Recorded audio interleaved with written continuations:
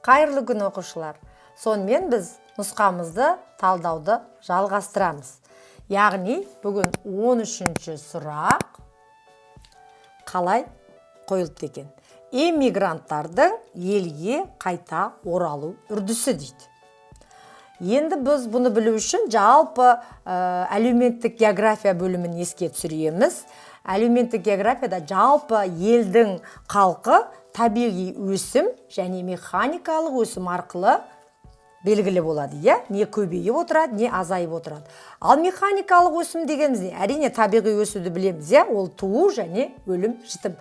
Ал механикалық өсім немесе қозғалыс дегеніміз, иммигранттар және эмигранттар, яғни елге келушілер және елден кетушілер. Сонымен сұрағымызға жауап беру үшін дистракторларға тоқталайық.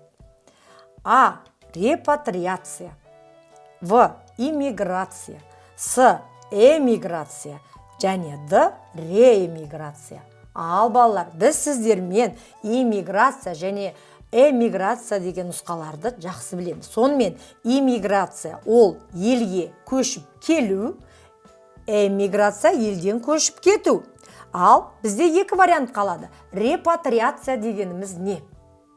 Балалар, бұл мемлекеттік бағдарламамен жүзеге асатын процесс. Ол өз мемлекетінен кеткен әртүрлі жағдаймен, табиғи қуғын сүргінмен кеткен елдердің өз отанына қайта оралуы, репатриация деген.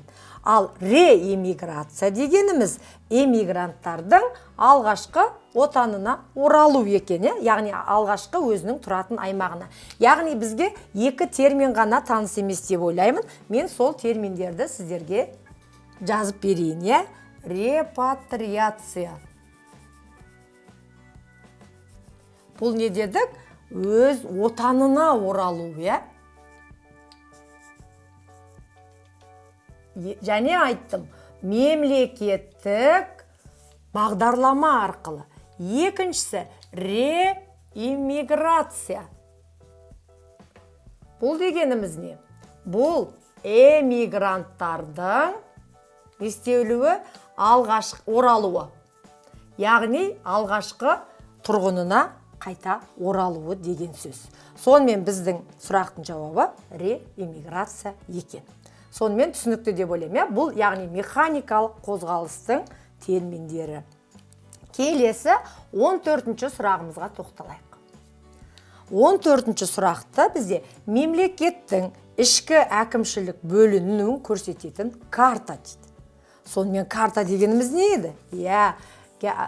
Математикалық жолмен жер бетінің жазықтыққа кішірейтіліп түсірілуі, сонымен географиялық картаның анықтамасын білдік. Олар нешеге бөлінуші? Дұрыс айтасыздар. Олар бірінші мазмұнына қарай бөлінеді, екінші масштабына қарай бөлінеді. Дұрыс айтамыз. Масштабына қарай біз оларды үшке бөлеміз, есімізге сала кетейік.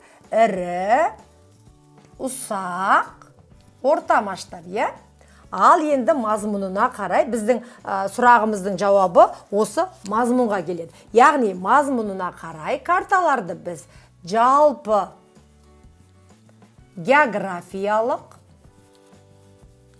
және тақырыптық деп бөлеміз екен.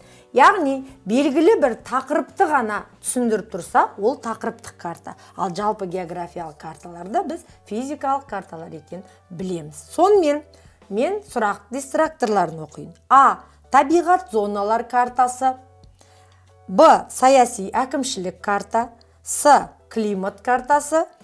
Д. Физикалық карта.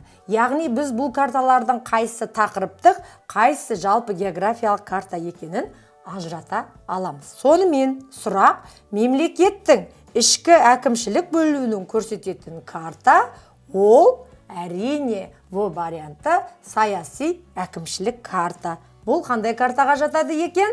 Дұрыс айтасыздар, тақырыптық картаға жатады екен. Бізге 14-ші сұрақ түсінікті болса, біз арғарай 15-ші сұраққа ауысайық. Бұл да әлеуметтік географияға байланысты сұрақ екен. Олай болса, мұқият тыңдайық. Халықтың ұдайы өсуінің заңдылықтарын зерттейтін ғылым дейді. Ғылым. Яғни, жалпы барлық варианттарда халық туралы ғылымдар беріп тұр, бірақ біз халықтың ұдайы өсуі. Ал халықтың ұдайы өсуі дегеніміз не? Бірінші біз соны талдап алайық. Халықтың ұдайы өсуі. Бұл ұрпақтың үздіксіз ауысып отыру процесі. Ал ол өз кезегінде әрине үшке бөлінеді. Бұны біз қазіргі тип дейміз. Екіншісін дәстүрлі тип. Және үшіншісін біз өтпелі тип дейміз. Өтпелі. Енді біз осы типтерге мысалдар келтіре аламыз деп ойлаймыз. Өйткені бұл жерде халықтың ұдайы көрсеткішінде демографиялық көрсеткіштер әртүрлі болады. Көрсеткіштер. Ал демографиялық көрсеткіштерге не жатады? Әрине, дұрыс айтасыздар. Ол туу, өлім жітім, табиғи өсім. Осы ұдайы өсуге қажетті демографиялық көрсеткіштер, яғни олар туу, өлім жітім және табиғи өсім екен. Әр типте балалар ол әртүрлі. Мысалы, қазіргі типке біз дамыған Европа елдерін, әсіресе дамыған елдерді жатқызамыз. Ал ол жерде туу, өлім жітім, табиғи өсімнің көрсеткіші қандай болуы мүмкін? Дұрыс айтасыздар.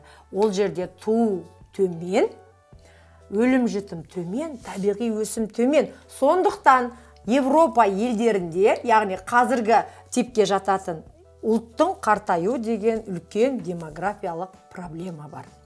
Сонымен дистракторларды оқиық. Этнография, политология, антропология және демография.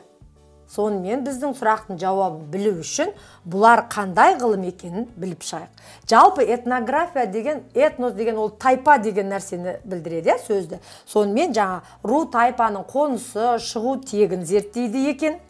Политология ол әрине саясат туралы ғылым. Антропология ол адамның шығу тегін зерттейді. Ал халықтың ұдайы өсуін зерттейтін ол демография ғылым екен. Сонымен біздің 15-ші сұрағымыздың жауабы демография. Өте дұрыс айтасыздар. Жақсы, келесі біз 16-ші сұрағымызды да талдайық. Қазақстан Каспий теңізі арқылы байланыса алатын мемлекеттер дейді. Сонымен біз осы нұсқаны талдап жатқан кезде Қазақстан 5 мемлекетпен шектеседі деп айттық, 5 мемлекетпен. Және олардың неше шақырыммен шектесетінін біз жақсы білдік. Жақсы, енді бізге Каспий теңізі арқылы қайсы мемлекеттермен шектеседі деп сұрап тұр. Сұрақ дистракторларын оқиын. Әзербайжан, Иран, Иран, Туркия, С. Өзбекстан, Түркменстан, Д. Түркия, Грузия. Жалпы құрлықтық шекарамен бұл жерде ерлерді көріп тұрған жоқпыз. Олар қанша еді? Ресей, Қытай, Қырғызстан, Өзбекстан, Түркменстан болады. Бізде вариантта сумен шектесетін, яғни Каспий теңізі арқылы су шекарасы туралы айтып тұр. Сондықтан Каспий теңізі арқылы Қазақстан 2 мемлекетпен шектеседі. Әрине дұрыс айтасыздар. Ол Әзербайжан мемлекетімен, Әзербайжан және Иран мемлекетімен шектеседі екен. Жалпы Каспий теңізі 5 мемлекеттің шекарасында жатыр, 5 мемлекетке тиесілі. Соның Каспий теңізінің көбірек 29% Қазақстан Республикасына тиесілі. Біз Каспий теңізі арқылы Әзербайжан және Иран мемлекеттермен шектесіп жатырмыз. Бұл біздің су арқылы шектесетін мемлекеттеріміз. Құрлық арқылы шектесетін 5 мемлекетпен шатастырмаймыз. Сонымен біз бүгін тағы 4 сұрақты дистракторларымен талдап, біраз ақпарат жинадық деп ойлаймын. Осы нұсқаны ары қарай келесі талдағанша сау болыңыздар.